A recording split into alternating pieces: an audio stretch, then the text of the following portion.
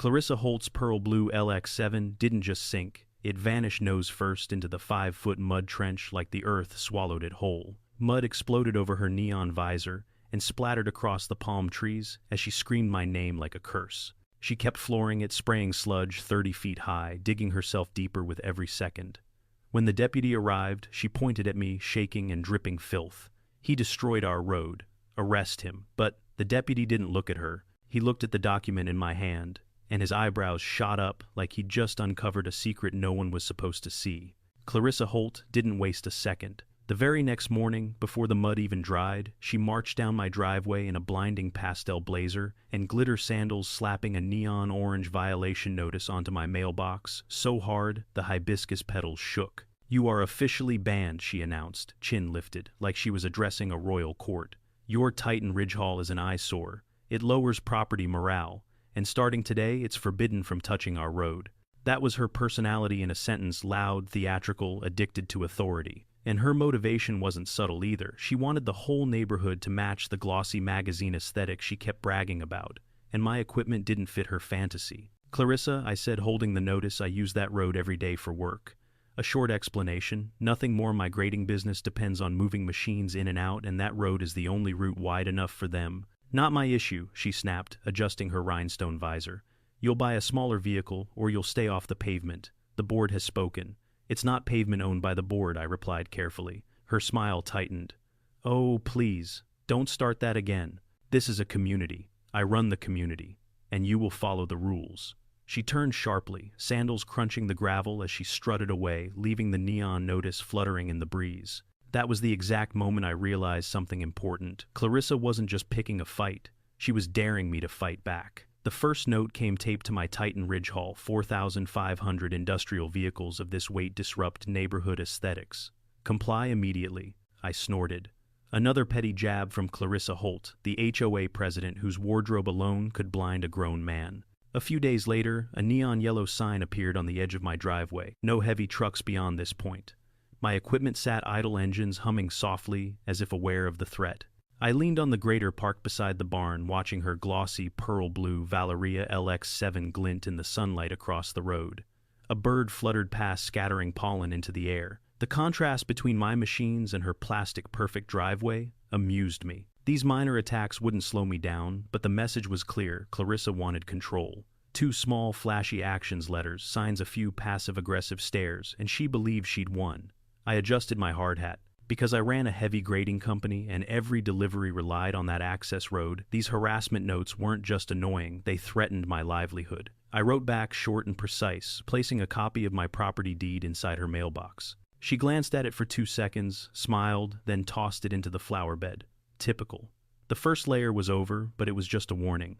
The next Monday, she escalated. I watched from the barn as her assistant snapped photos of the Titan Ridge Hall parked outside my garage, inches from my gravel boundary.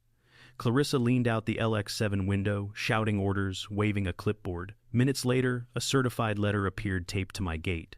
Effective immediately, vehicles over 7,500 pounds are prohibited. Any violation will result in a locked steel gate installation and fines. The audacity. She literally planned to block me from my own road. Because my business required constant transport of excavators and dump trucks, I had to react fast. I walked up to her driveway holding the letter. "Clarissa, this road is an HOA property. It's my access. You can't ban me." Her expression was a mix of disbelief and theatrical outrage. "Community standards are my law now. You will park elsewhere or we'll make you comply."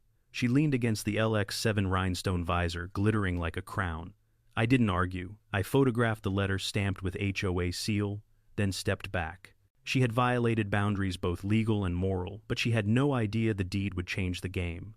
The third layer hit when she formally imposed the $650 fine. A notice pinned to my gate claimed damage to community asphalt. My Titan Ridge Hall hadn't touched her precious pavement in months, yet here it was an official claim against me. I clenched my fists and stared at the ridge of my dirt driveway, freshly graded and perfect for my equipment. This wasn't about aesthetics, it was a direct attack on my ability to operate. I called the office requesting microfiche records from the county clerk. Hours in dusty binders revealed the truth: the HOA didn't own the North Access Road. Lot 7C, my property, contained the deed for the road strip, with a revocable transit easement granted to homeowners. Every dollar she tried to extract now felt meaningless, but her audacity stung. I thought back to 5 years of hauling machinery down this road, clients waiting trucks loaded with gravel and steel. Losing access would ruin my business.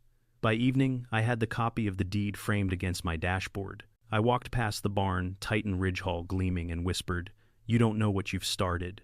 Clarissa had escalated to real loss, financial pressure, legal threats, interference with my livelihood, but unknowingly, she'd lit the fuse. Clarissa didn't stop at fines. She called county enforcement, insisting I'd violated HOA rules. Deputies arrived in unmarked cars, flashing badges, and walking up my driveway. Clarissa positioned herself dramatically, pointing at me and yelling, "He's destroying community property." I kept calm. In one hand the laminate deed, in the other a flashlight. "This is Lot 7C. The access road is mine. You may have an easement, but it's private property. You trespassed by entering after hours."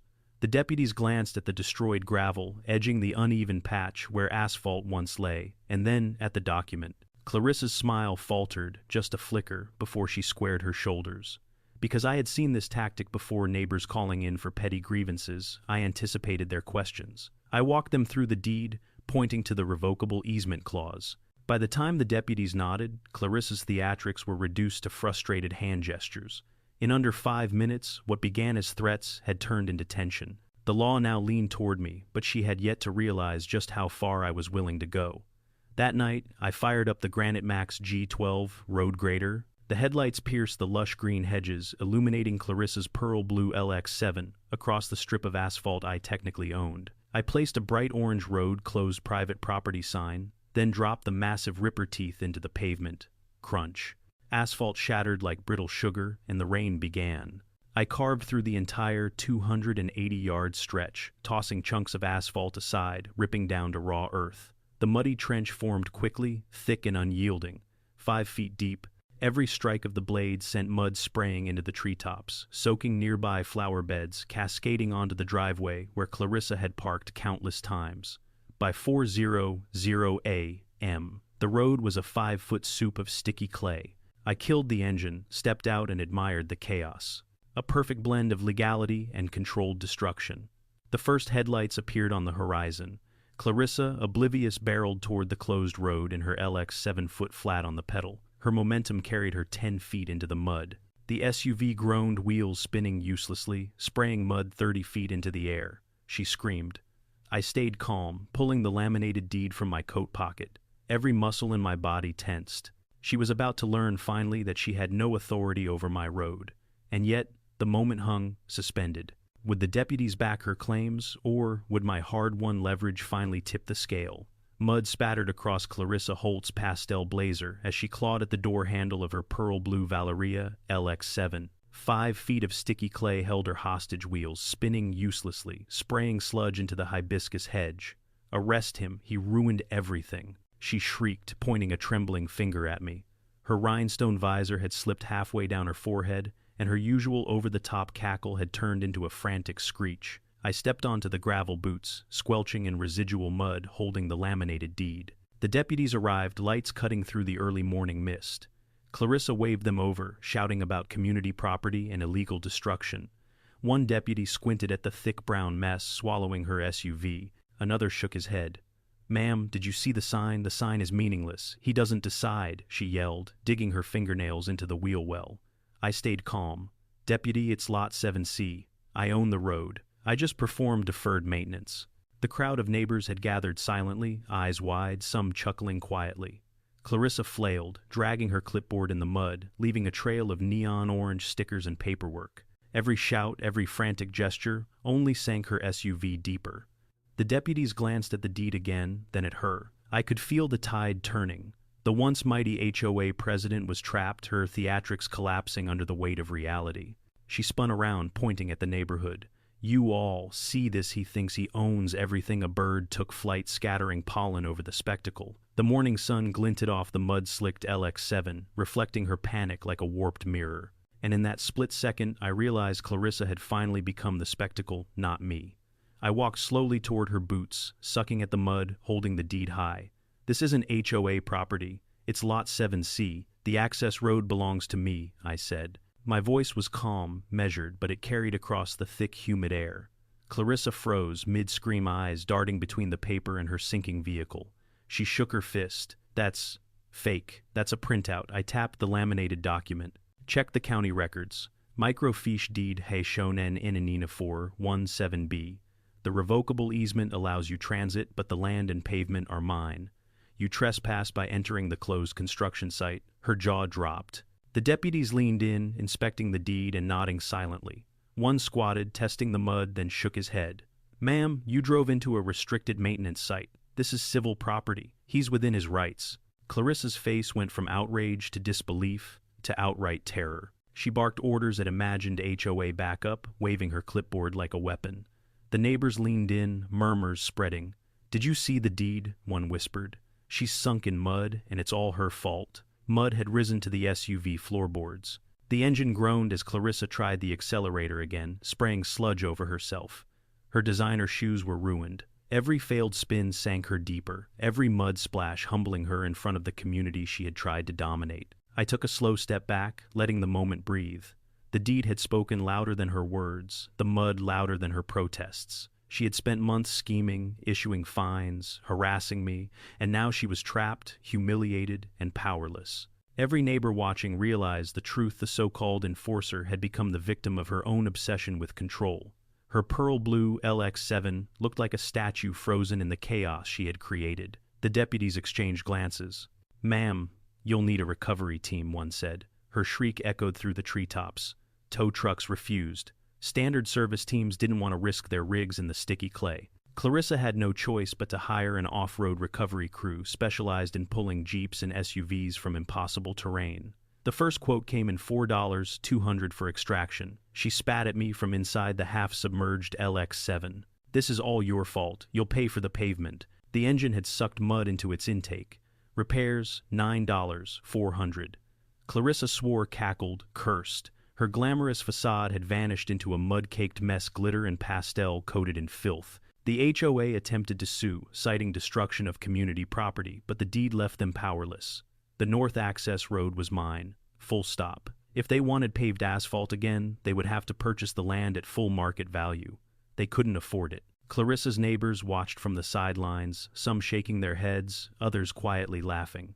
The luxury SUV had been her symbol of control. Now it was a monument to her arrogance. Every failed attempt to move it reinforced the lesson. Obsession with power without facts was a liability. By late morning, the mud had dried, partially leaving a scar across the road like a battlefield. Clarissa had to plan a 12-minute detour through the back exit.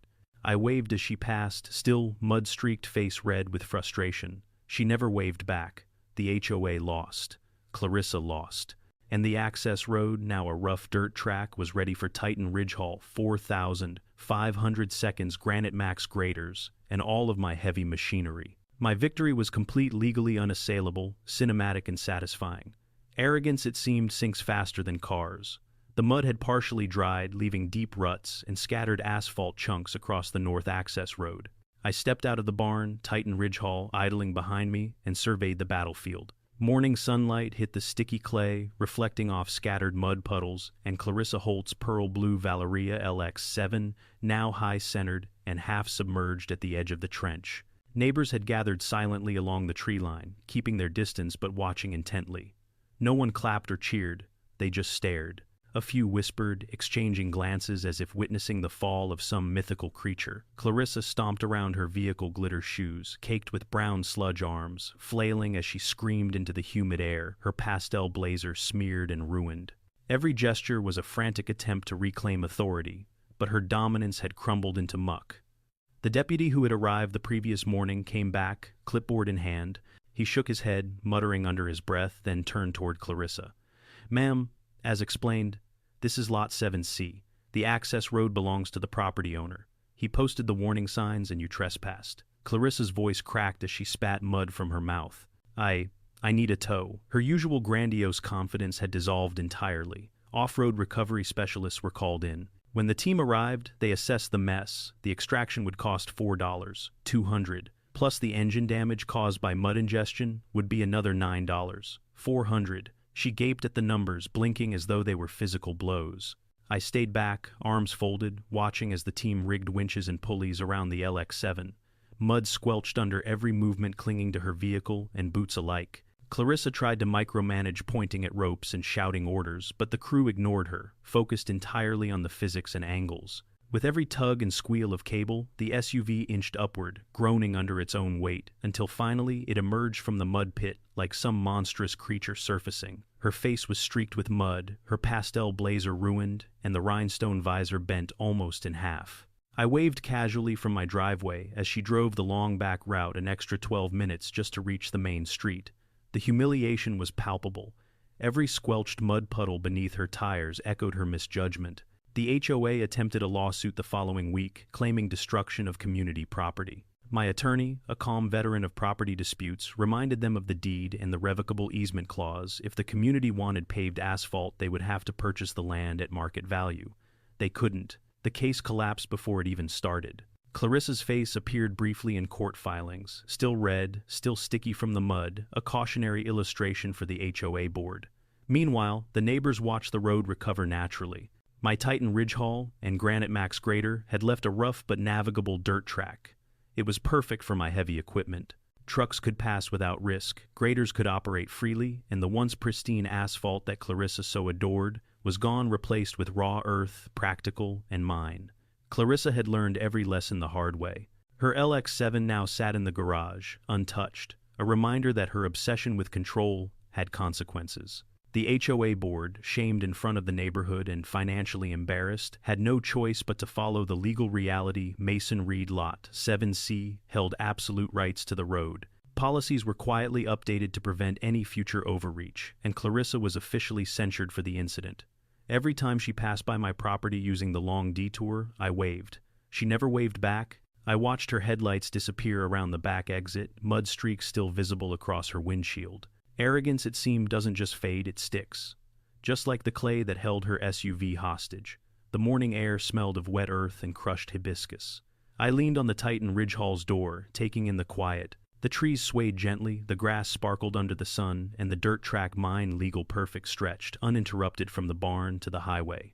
I thought about the months of harassment, the letters, the fines, the threats. Every challenge had led to this moment, the HOA president humbled, my access secured, my business free to operate without interference.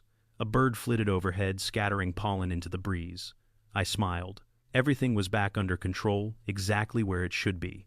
And the best part, every time Clarissa's pearl blue Valeria LX7 creaked along the detour 5 minutes longer, I couldn't help but enjoy the quiet satisfaction of watching her humility travel slowly through mud-splattered streets.